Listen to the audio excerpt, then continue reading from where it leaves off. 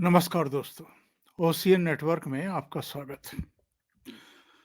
रविवार 24 दिसंबर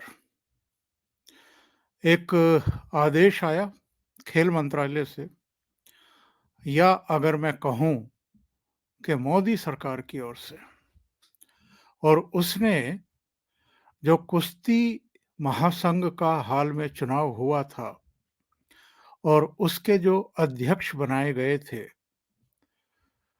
ब्रजभूषण सिंह के करीबी संजय सिंह, न केवल उन समेत पूरी बॉडी को यानी पूरे संघ को बर्खास्त कर दिया, बल्कि जो भारत ओलंपिक समिति है उसको निर्देश दिए कि वो कुश्ती फेडरेशन को चलाने के लिए एक एड हॉक कमेटी का गठन करे और इसका गठन अगले एक सप्ताह में पूरा कर ले।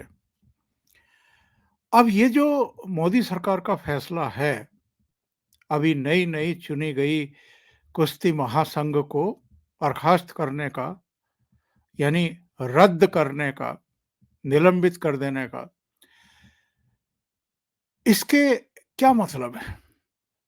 और इसके बाद जिस तरीके से लुटियन मीडिया और जो कांग्रेस और वामपंथियों का 24 घंटे प्रचार करने वाले यानी फुल टाइम प्रचारक सोशल मीडिया के जो पहरुए हैं, उन्होंने जिस तरीके से नग्न नाच नाच करना शुरू किया है और इसे एक बार फिर मोदी सरकार की एक बड़ी पराजय के तौर पर स्थापित करने की कोशिश की है, तो इसके पहलुओं को गहराई से समझने की जरूरत है। एक्चुअल में मोदी सरकार ने एक ही झटके से, एक ही धोबी पछाड़ से न केवल इन कांग्रेसियों, कांग्रेस के समर्थक, लुटियन मीडिया के दुष्प्रचार, पूरे इकोसिस्टम की हवा निकाली है, बल्कि कांग्रेस के इशारे पर और बहुत हद तक अरविंद केजरीवाल की आम आदमी पार्टी के भी इशारे पर जो कांग्रेसी पहलवान नंग नाच कर रहे थे पिछले करीब करीब एक साल से, उनको भी चारों खाने चित्त किया है। इसके अलावा जो ब्रजभूषण सिंह अभी तक भी मोदी सरकार के कामकाज के तौर तरीकों को, प्रधानमंत्री नरेंद्र मोदी का जो एक शुचिता का एक उनका एक फलसफा है, दर्शन है, उसको नहीं समझ पा रहे थे और फिर से वही गलतियां कर रहे थे जिनको लेकर के भारतीय जनता पार्टी नेतृत्व थोड़ा सतर्क रहता है, या इन चौंचलों से, इन दिखावों से, इस तरह की जो मुठमर्दी होती है उससे थोड़ा अपने को परे रखना चाहता है। तो ब्रजभूषण सिंह और उनके संगी साथियों की जो मनमानी इस नए चुनाव के बाद से दिखाई दे रही थी, उससे लगा कि वो फिर से उसी पुराने ट्रैक पर जा रहे हैं, जिसकी वजह से उनकी पोजीशन भी खराब हुई थी। मोदी सरकार को भी कई बार बैकफुट पर जाना पड़ा था और एक तरह की बदनामी करने का अवसर कांग्रेस के भोंपू मीडिया को मिल रहा था। मैं 3-4 फोटो आपको दिखाता हूं और उसके बाद अपनी बात भी समझाने की कोशिश करता हूं और ये बताने की कोशिश भी करता हूं कि लोकसभा चुनाव से ठीक पहले कांग्रेस ने फिर से जो पॉलिटिक्स करने की कोशिश की थी, विशेषकर दिल्ली, पश्चिमी उत्तर प्रदेश, हरियाणा, पंजाब, राजस्थान, मध्य प्रदेश और जम्मू कश्मीर के कुछ हिस्सों में जहां जहां जाट रहते हैं, उसकी भी प्रधानमंत्री नरेंद्र मोदी ने एक तरीके से हवा निकाल दी है। जिनको मोहरों के तौर पर कांग्रेस इस्तेमाल कर रही थी, उन पहलवानों को भी छठी का दूध याद दिला दिया है और जो ब्रजभूषण सिंह मनमानी पर उतारू थे फिर से, उनको भी चारों खाने चित्त किया है। जरा ये फोटो देखिए। ये ब्रजभूषण सिंह का फोटो है जब उनके करीबी संजय सिंह कुश्ती महासंघ के अध्यक्ष चुन लिए गए थे। और कितने वोटों से चुने गए थे? 33 वोटों से इन्होंने, जो ये महिला पहलवान और बजरंग पूनिया, इनकी जो समर्थक कैंडिडेट थी अनीता शोराण, उन्होंने उनको संजय सिंह ने 33 वोटों से हराया। संजय सिंह को 40 वोट मिले और अनीता शोराण को केवल 7 वोट मिले थे। लेकिन इस जीत के बाद आप क्या देख रहे हैं इस चित्र में? सारी फूल मालाएं ब्रजभूषण सिंह के गले में हैं, ना कि संजय सिंह के गले में है। ये ब्रजभूषण सिंह क्या शो करना चाहते थे? क्योंकि ब्रजभूषण सिंह पर कुछ महिला पहलवानों ने यौन शोषण के गंभीर आरोप लगाए हैं और छेड़छाड़ के गंभीर आरोप लगाए हैं। तो उसकी जांच पड़ताल दिल्ली पुलिस ने की है। उसमें आरोप पत्र कोर्ट में दाखिल है। अभी ट्रायल शुरू हुए हैं, गवाहियां वगैरह हो गई हैं, हो रही हैं, लेकिन इससे पहले इंट्रोगेशन हुए, बयान हुए, ब्रजभूषण सिंह के भी बयान हुए, जो फोगाट बहनें थी उनके भी बयान हुए, बाकी लोगों के भी हुए, आरोप पत्र दाखिल हुए हैं। अभी तक ब्रजभूषण सिंह निर्दोष साबित नहीं हुए हैं। इसके बावजूद इस चुनाव में अलग अलग जो प्रदेशों के खेल संघ है, क्योंकि वहां ब्रजभूषण सिंह के लोग बैठे हुए हैं, इसलिए उनकी जीत में कहीं किसी को कोई शक शुबा तो था नहीं। लेकिन जो हरियाणा से आने वाली ये कांग्रेसी पहलवान है, जो कांग्रेस के इशारे पर तमाम तरह का पाखंडपूर्ण रुदन करती आ रही हैं बहुत समय से, और धरने प्रदर्शन करती आ रही हैं। और मैं इनको कांग्रेसी पहलवान क्यों कह रहा हूं, मैं ये साबित भी करने वाला हूं इसी प्रोग्राम में।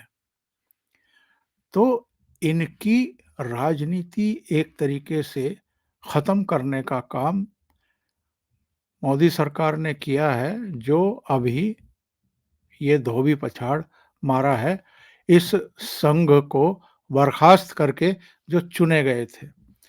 दूसरा फोटो जरा देखिए।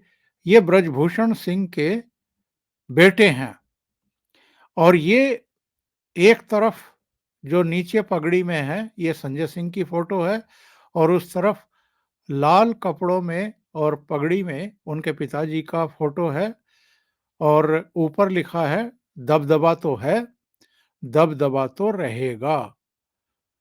ये तो भगवान ने दे रखा है। ये इनके बेटे ने फोटो दिखाया था, जो मीडिया में वायरल हो गया, और इसको लेकर के तमाम तरह के ट्वीट और पोस्ट और बदनामी फिर से शुरू हो गई थी एक तरीके से। और टारगेट कौन थे? प्रधानमंत्री नरेंद्र मोदी टारगेट बनाए जा रहे थे। एक तीसरा फोटो देखिए। ये साक्षी मलिक है। प्रेस क्लब में प्रेस कॉन्फ्रेंस की इन्होंने। इन्होंने संन्यास का ऐलान कर दिया। क्यों ऐलान कर दिया? कि भाई ब्रजभूषण सिंह के करीबी फिर से फेडरेशन के अध्यक्ष चुन लिए गए हैं, और हमने तो ये शर्त रखी थी कि ब्रजभूषण सिंह या उनका कोई आदमी नहीं चुना जाए। अब इनकी अपनी राजनीति है, क्योंकि भूपेंद्र सिंह हुड्डा और दीपेंद्र हुड्डा नहीं चाहते कि ब्रजभूषण सिंह का वर्चस्व उस कुश्ती संघ पर रहे। तो ये जो पहलवान हैं हरियाणा की, खास तौर से जाट, वो लगातार कांग्रेस की उस मुहिम को आगे बढ़ा रही थी। इनके आरोपों में कितना दम है वो तो कोर्ट तय करेगी।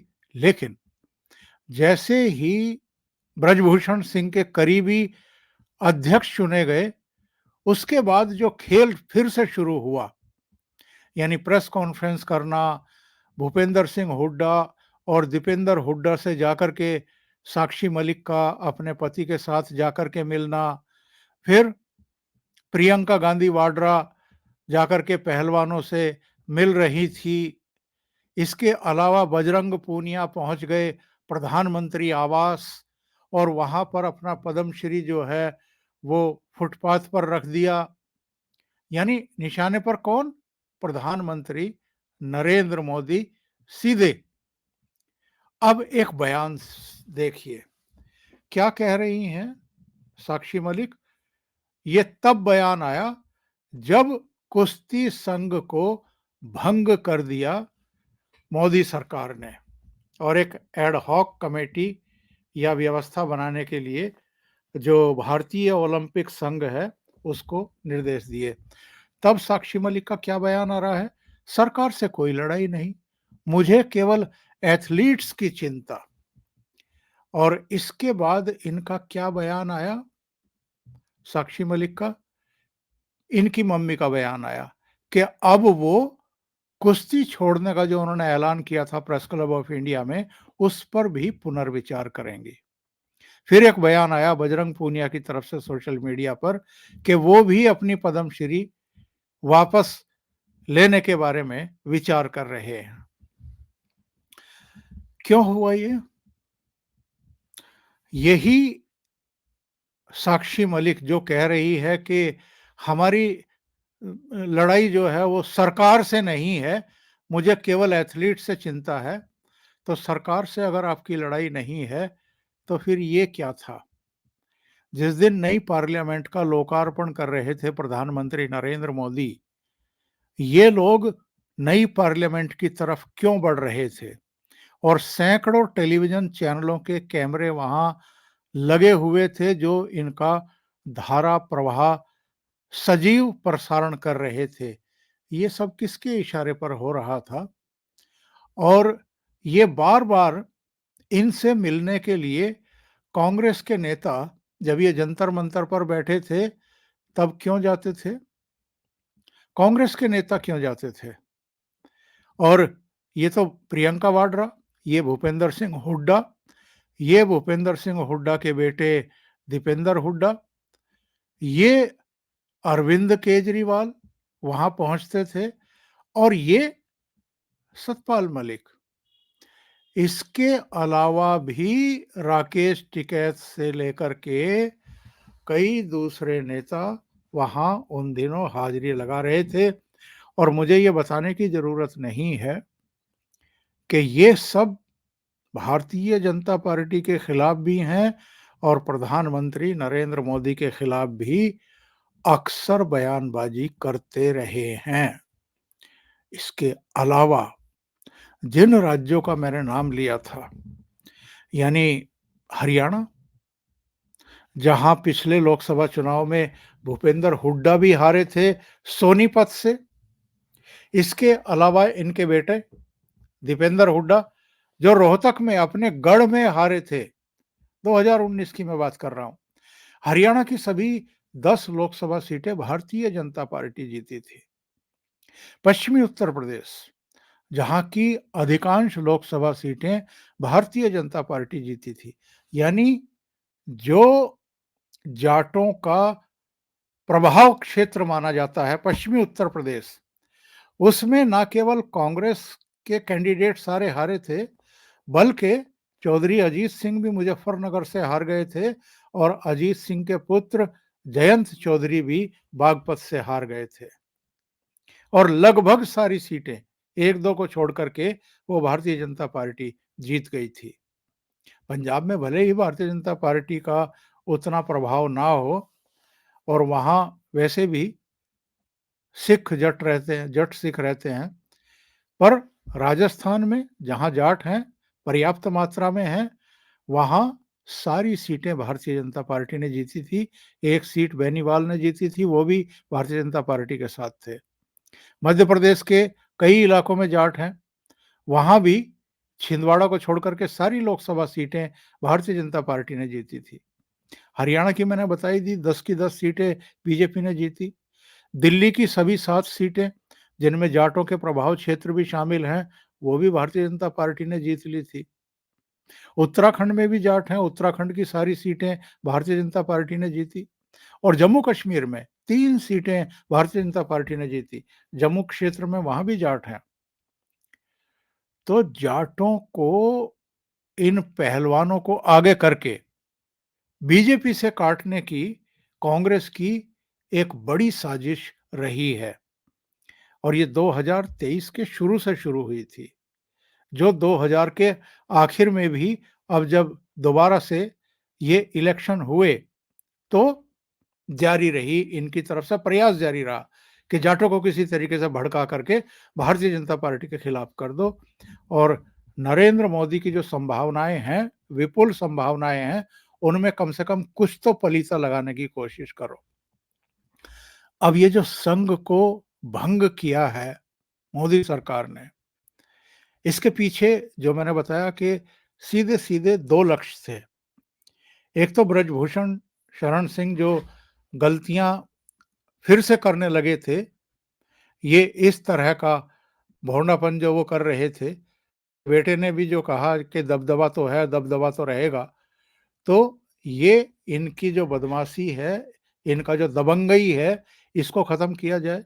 नंबर दो, कांग्रेस की जो चाल है, इन पहलवानों के जरिए, कांग्रेसी पहलवानों के जरिए, इसको भी पूरी तरीके से विफल किया जाए। और जिन लोगों ने ये प्रचार करने की कोशिश की कि साहब चूंकि पहलवान फिर से सड़कों पर उतरने की सोच रहे थे, प्रेस क्लब आ गए थे और साक्षी मलिक ने संन्यास लेने का ऐलान कर दिया था और आपके बजरंग पूनिया ने अपनी पद्मश्री वापस करने का ऐलान कर दिया था। वीरेंद्र सिंह जो गूंगा के नाम से पहलवान मशहूर है, उसने भी अपनी पद्मश्री लौटाने का ऐलान कर दिया था। इसलिए सरकार दबाव में आ गई और उसने संघ को भंग कर दिया। लेकिन वास्तविकता ये नहीं है। अगर मोदी सरकार इनके दबाव में आनी होती तो तब आ जाती, जब ये लंबा प्रदर्शन और धरना चला रहे थे जंतर मंतर पर और मार दुनिया भर का बवाल कर रहे थे, तब भी सरकार इनके प्रेशर में नहीं आई। जो कारण इस नई फेडरेशन को, नए अध्यक्ष को और उनके पदाधिकारी को बर्खास्त करने का सरकार की तरफ से जारी किया गया है, वो मैं आपको पढ़ करके बता देता हूं। इसमें साफ तौर पर ये कहा गया है, खेल मंत्रालय ने अपने निर्देश में कहा है, डब्ल्यूएफआई के नवनिर्वाचित कार्यकारी निकाय द्वारा लिए गए फैसले पूरी तरह से नियमों के खिलाफ हैं और डब्ल्यूएफआई के प्रावधानों और नेशनल स्पोर्ट्स डेवलपमेंट कोड का उल्लंघन है। इन फैसलों से नए अध्यक्ष की मनमानी दिखाई देती है, जो सिद्धांतों के खिलाफ है और पारदर्शिता से रहित है। निष्पक्ष खेल, पारदर्शिता और जवाबदेही सुनिश्चित करने के लिए नियमों का पालन महत्वपूर्ण है। एथलीटों, हितधारकों और जनता के बीच विश्वास बनाना महत्वपूर्ण है और इसको इसलिए भंग किया गया है क्योंकि जो नई चुनी हुई फेडरेशन है, इसने कार्यभार संभालते ही under 15 junior national wrestling championship 28 से 30 दिसंबर तक डब्ल्यूएफआई के जो पूर्व अध्यक्ष हैं ब्रजभूषण के संसदीय क्षेत्र गोंडा में कराए जाने का ऐलान कर दिया था और इसके जरिए वो अपनी एक और दबंगई और मनमानी शो करना चाहते थे। चूंकि ब्रजभूषण पर महिला पहलवानों के सेक्सुअल हैरेसमेंट के आरोप हैं, तो इसलिए फिर से न केवल साक्षी मलिक ने बयान जारी किया कि जो जूनियर पहलवान हैं वो डर रही हैं वहां जाते हुए, बल्कि कुश्ती संघ के जो महासचिव चुने गए हैं प्रेम सिंह लोहचब, उन्होंने भी गोंडा में कुश्ती कराए जाने का, ये चैंपियनशिप कराए जाने का विरोध कर दिया था कि ये नियम विरुद्ध है और बहुत जल्दबाजी में फैसला लिया गया है। तो भारत सरकार को, प्रधानमंत्री नरेंद्र मोदी को एक तीर से कई निशाने साधने का अवसर मिल गया। जो नए पदाधिकारी चुने गए, इन्होंने जो गलतियों पर गलतियां करनी शुरू की, जो घमंड, अहंकार और जो आचरण में एरोगेंस दिखानी शुरू की, उसको भी एक तरीके से इनको सबक सिखाया। और दूसरे, जो कांग्रेस राजनीति करने की कोशिश कर रही थी इन पहलवानों के ज़रिए, उस राजनीति की भी संभावनाएँ कुंद कर दी, खत्म कर दी। अभी के लिए इतना ही। बहुत-बहुत धन्यवाद। अगर आपको ये चैनल और इसके कंटेंट पसंद आ रहे हैं, तो लाइक करें, कमेंट करें, वीडियो को शेयर भी करें। अभी तक अगर आपने ये चैनल सब्सक्राइब नहीं किया है, तो सब्सक्राइब कर लें और साथ में लगे बेल आइकॉन को दबाना ना भूलें, ताकि आगे आने वाले वीडियो और उनके नोटिफ़िकेशन आप तक पहुँचते रहें। बहुत-बहुत धन्यवाद। नमस्कार।